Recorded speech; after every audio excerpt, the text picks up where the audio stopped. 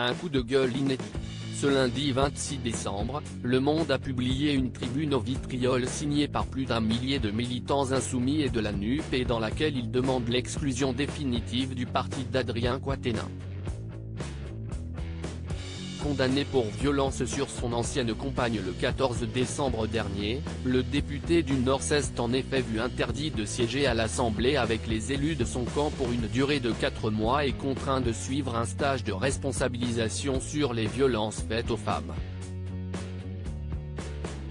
Des décisions actées par la nouvelle direction de LFI, coordonnée par Manuel Bompard, et qui n'ont manifestement pas plu à tout le monde. Raquel Garrido, membre historique du groupe, a confié son malaise face à cette situation délicate dans Le Parisien, ce mardi.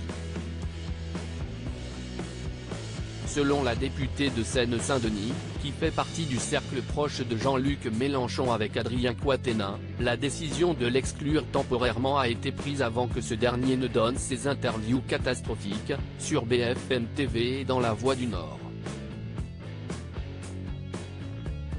L'ex-avocate a par ailleurs déploré que des conseils de communication aient été donnés par Sophia Chikirou, députée parisienne LFI, à Adrien Quatennens avant ses interventions dans les médias.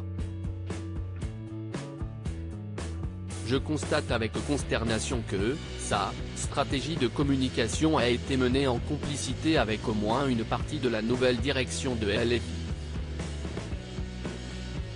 C'est un problème politique et de loyauté entre nous, a regretté l'épouse d'Alexis Corbière dans Le Parisien.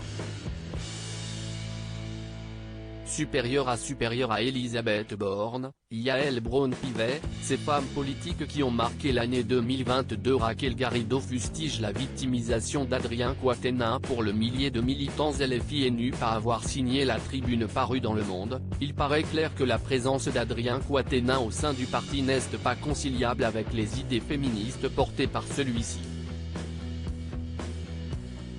Les entretiens accordés par l'élu à la presse après sa condamnation en sont selon eux la preuve, et Raquel Garrido ne semble pas pouvoir les contredire. En donnant une version toute sienne des faits, il a pris appui sur la misogynie dominante pour diaboliser Céline Quatennens et se présenter lui-même comme la victime, a-t-elle admis, amère. Il est évident que ces interviews entreront en ligne de compte pour décider de l'avenir de Quatennens au sein du groupe, a-t-elle aussi confirmé dans Le Quotidien. Dénonçant un système vertical privilégiant la protection des cadres dirigeants aux dépens des militants